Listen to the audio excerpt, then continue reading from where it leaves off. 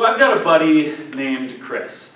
We worked at the same place a couple of years ago. We were never super close, but we ran in some of the same circles. And one day he asked me, he's like, hey, do you want to go up to the mountains and go snowboarding? I thought about it for a minute, and then I thought, yeah, of course. Like, why am I even thinking about this? Of course I want to go up to the mountains and go snowboarding. So we drive up there, and he's driving, and I'm in the passenger seat, and we're going pretty good speed. We're up in the mountains, so on the curvy road. And I don't know if you've ever been in a snowstorm where the wind is really kind of throwing the snow across the road. Well, that's what we were driving in. And I remember thinking, he's going a little fast, and I think I peeked over at the odometer. He's going 65, 70 miles an hour on this quick, tight, turny road. And yeah, the snow is blowing. It's not good, as Wes is shaking his head. No. We approach a turn, and we lose control. So we begin sliding, and we're heading straight for the guardrail. There's mountain on our left and cliff on our right. And we smash through the guardrail, like just clean through it, and we begin a free fall. Oh. And so I see the ground quickly approaching the vehicle, and I'm thinking, there are two thoughts that I remember running through my head. The first was, my girlfriend's going to be very bummed this is happening. And the second thought, this is true, the second thought that came through my head was, Jesus, I'm ready. Take me now. And then we hit and everything goes black.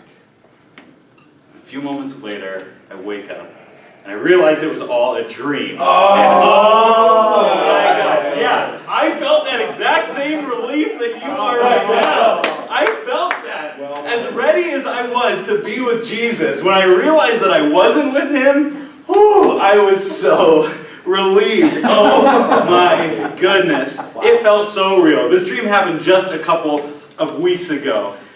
I wasn't ready to face the reality of my mortality. As ready as I thought I was to be with Jesus, I thought when I realized I woke up, I was like, oh my gosh, thank goodness. There's so much more life I have left to live. Like, I'm a young guy. There's so much I want to do and I want to see. But this dream kind of forced me to face the reality of my mortality. And it threw it in my face, and I had to wrestle with this idea that I'm not going to be alive forever. And the teacher in Ecclesiastes is also forced to face the realities of death. Ironically, in his search for the meaning of life and what's this all about, he finds answers concerning death. He is not faced with his own mortality, or he's not only faced with his own mortality, but also the mortality of creation. If you have your Bibles, open it up to Ecclesiastes chapter 9. And we're going to read verses 1 through 2. He says, "So I reflected on all this and concluded that the righteous and the wise and what they do are in God's hands.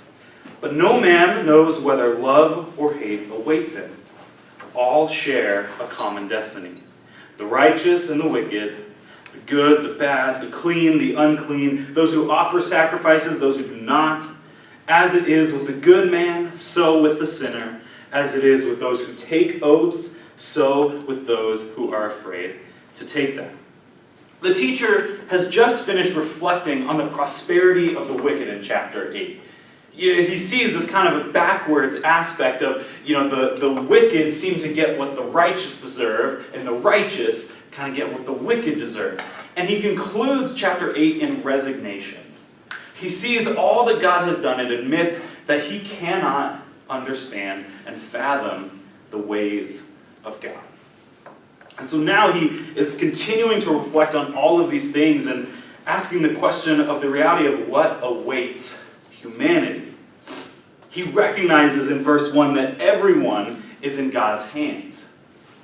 God is sovereign above all, and nothing happens outside of his control and his knowledge. The teacher gets this. He knows this. He knows that God is sovereign. But he begins to question whether that does anyone any good.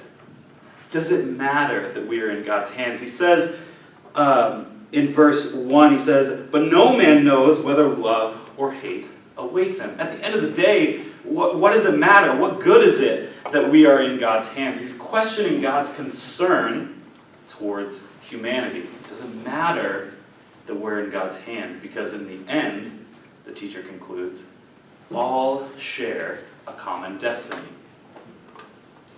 And he unpacks this by giving us lists. So again, he says in verse 2, the righteous, the wicked, the good, the bad, as it is with those who take oaths, so it is with those who are afraid to take them. Whether you're doing everything right, or you're not doing anything right at all, you'll still die.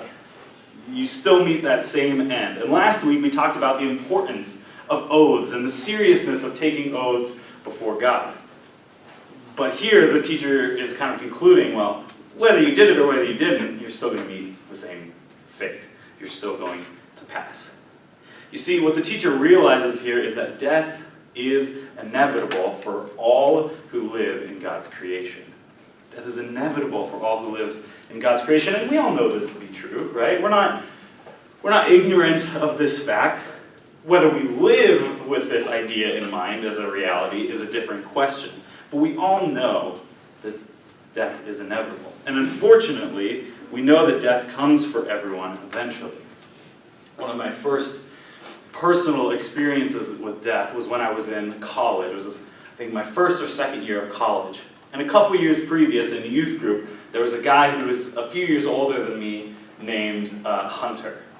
And Hunter was an awesome guy. He was joyous, he had a lot of energy, he loved life and lived it to the fullest. He was kind, he was following Jesus, and he's an awesome guy. And early in college, my brother texted me, he was close with him, and he told me that Hunter's body had been found, and that he had committed suicide. And that was really hard. It struck me, and I was stunned.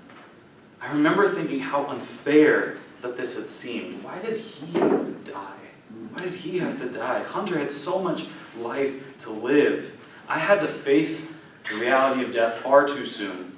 I wasn't ready for it. I don't think that we're ever really ready to face the idea of death. And the teacher wrestles with this idea of the inevitability of death, and also how random it can seem at times. Read verse 11 with me. The teacher says, I have seen something else under the sun. The race is not to the swift, or the battle to the strong, nor does food come to the wise, or wealth to the brilliant, or favor to the learned, but time and chance happen to them all. The teacher, reflecting on this, has noted the apparent unfairness that surrounds most things of life. In all of his reflection, we've seen throughout these previous weeks how life just sometimes doesn't feel fair. And we don't have to look far to see that, right? Even in today, we look around and it's like, yeah, there's a whole lot of unfairness going on. But here, he notes something that unfortunately many of us have probably come to know. That death can be random. There isn't always a systematic approach to it. It isn't always an order. Yes, everyone will eventually pass when they're old, but sometimes it just feels random, it feels uncertain. There's a story about a man who was sentenced to death, that he obtained a reprieve from the king, from his sentence, by assuring the king that he would teach the king's horse to fly within a year. On the condition that if he didn't succeed, he would be put to death. Within a year, the man later explained, who knows? Maybe the king will die, maybe the horse will die, maybe I will die. And furthermore, who knows? Maybe within a year, the horse will really learn how to fly. There's a sense of randomness, this uncertainty. The teacher recognizes that just like in life, the race isn't always to the swift. It doesn't matter whether or not we're smart, we're wealthy, we're strong, we're incredibly good looking. Time and chance can happen to everyone. And if that weren't enough, the teacher also reflects on the unknowability of when our time will come. Read verse 12 with me. He says, moreover, no man or woman knows when his hour will come. As fish are caught in a cruel net, or birds are taken in a snare, so men are trapped by evil times that fall unexpectedly upon them. There was a businessman who went away on vacation, And he was reading his hometown's newspaper and was shocked and stunned to find and come across his own obituary in it. He was angered, and so he immediately called the editor of this paper on the telephone. And he says, "I'm calling about to report that there's an error, right? You have me listed in your obituary as if I'm passed." And, that's always good. "Yes, sir," came the reply. "And where might you be calling from?" See, this businessman had passed away and was in heaven, but he didn't realize it. He didn't know. He wasn't expecting to be dead.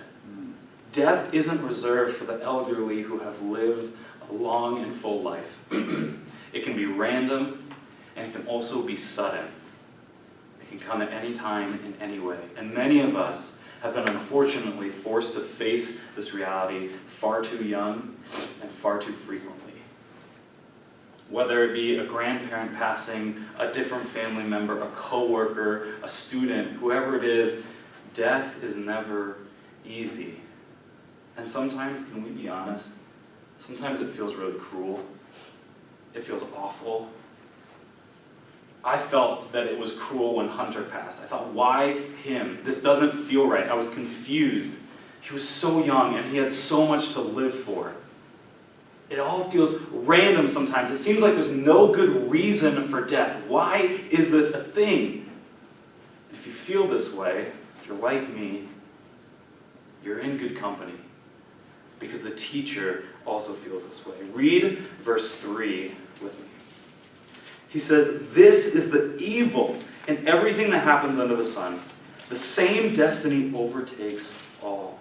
The hearts of men, moreover, are full of evil, and there is madness in their hearts while they live, and afterwards they join the dead." Some translations here, specifically the NET, has it translated this word evil as an unfortunate fact. But I think the teacher uses the word evil here specifically.